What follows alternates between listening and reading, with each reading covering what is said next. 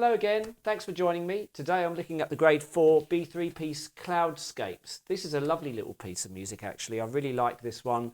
Nice melody line, just very enjoyable piece to play. It says at the beginning dotted minim equals 46. So if you think of it in crotchet terms, that would be 138 crotchet beats a minute. So when you practice this, you can set the metronome to 138.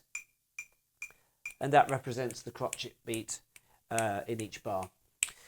So we'll have a play through it now, and then I'll do my usual thing of talking about it afterwards, and we'll look out for some pointers on how to go about learning it. Here we go then. So just to double check this tempo. Here we go.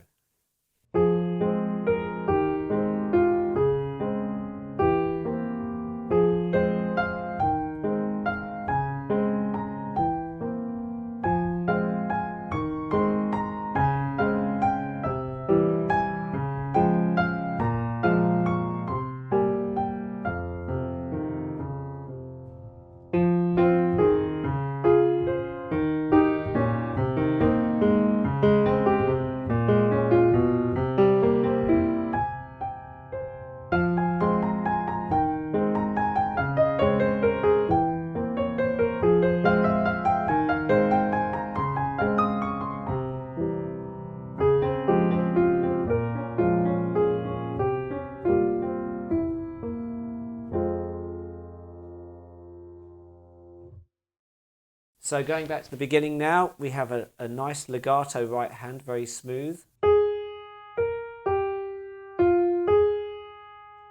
And the next phrase.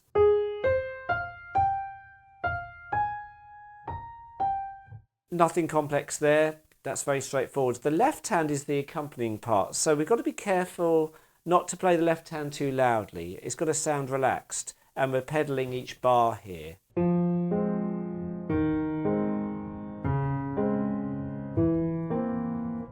So depending on how large your hands are, in an ideal situation you will hold the first note in each bar.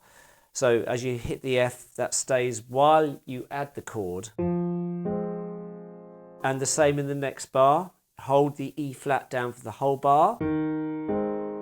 Now this one some of you might find difficult to stretch, but you hold the D flat if you can. And then of course the E. Now some of you might be saying, well hang on, if we're pedaling, why do we need to hold the first note down? Well, in terms of sound it won't make much difference of course, but actually it's nice to physically get into the feel of that part. So you're holding the first note and keeping it down. It just makes the whole thing physically feel sustained, which is nice. It's like you're immersing yourself in the music physically. So I would do that. I would hold each note down there. Let's just practice that left hand. So pedal down. I'm also prioritising actually the lower note. So it's dum, we're hearing that lower dum, dum. If we make the chords too loud, it's going to sound choppy. For example, make sure the top part of that isn't, you don't want it to be top heavy. So that's just an important point all the way through this piece actually. Make sure the chords aren't too loud. It needs to have a relaxed cha, sort of feel to it. You can hear me bringing out that lower note. So when we hear it together, it's got that lovely relaxed sound.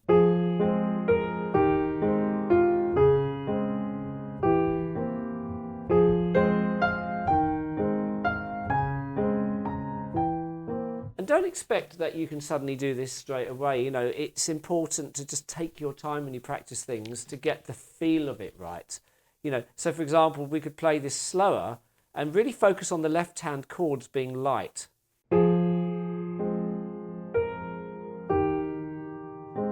Just really work on the chords being nice and light. And then that will filter into it at a faster speed. Don't be in a rush to play it quickly, just take your time. Then we're getting really good quality. Right, I'm going to speed up a bit now.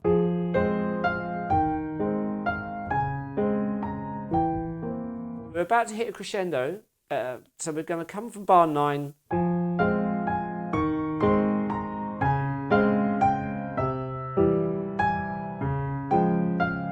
Notice the tenuto note there in bar 12 with the line over it on the A flat. Just be careful not to play it staccato. Obviously you probably wouldn't anyway because it's legato, but just make sure you hold that note for its proper value, and actually you can slightly emphasize it maybe if you want. So that sort of effect.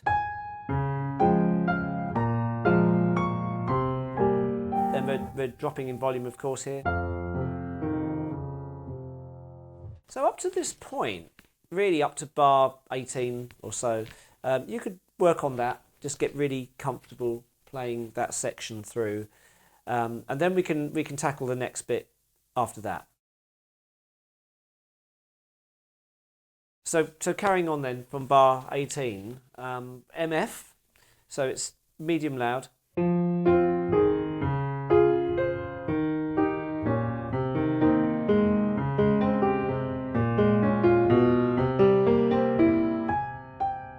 I find myself pulling back the tempo slightly there. There's no written there to tell you to slow down, but this kind of piece, this sort of romantic waltz style, I think it lends itself to little bits of rubato playing. In other words, flexible sort of timing.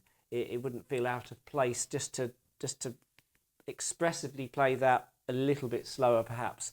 That will not only sound good, but it will help you prepare for the next part, which is a little bit busier in the right hand. So if I go from bar 24, obviously we're still watching out for these pedal marks as well, which are every bar. So we're using the pedal in every bar here.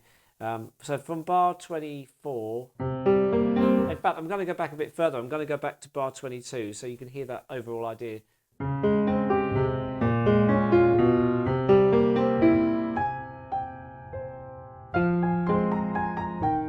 So that's a nice little effect, isn't it? That's slowing down slightly and then picking it up.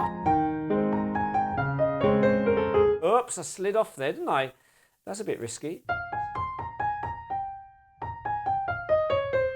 What I was trying to do was kind of crescendo into that downward scale run, and I kind of slipped off the keys there slightly, clumsily. So be careful here. It could be a dangerous little area to get right. This bit coming up. You want that to sound very confident. You know, really kind of going into that phrase. It's quite nice, isn't it? It's got to sound confident. So from bar, whatever it is, bar 26.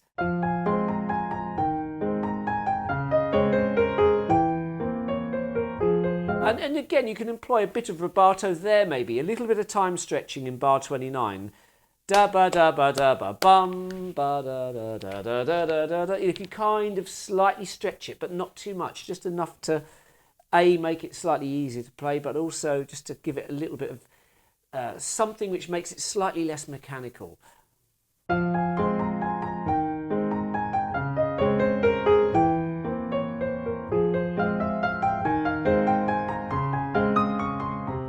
I mean, every time you play that phrase, it might be slightly different. When I played it to you earlier, I probably didn't do much stretching on the timing there. But anyway, that could be your decision. So as we go from bar 30 to the end, we're building the volume because crescendo is going to apply over the next few bars. So don't be in a hurry to build it up too soon.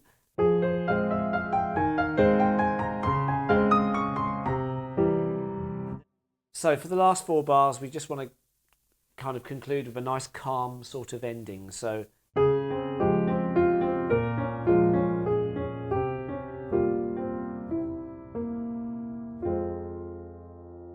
there we have it. So good luck with this. Hope it goes well for you, and I'll probably see you around again on some of the other videos I'm doing. Thanks for watching.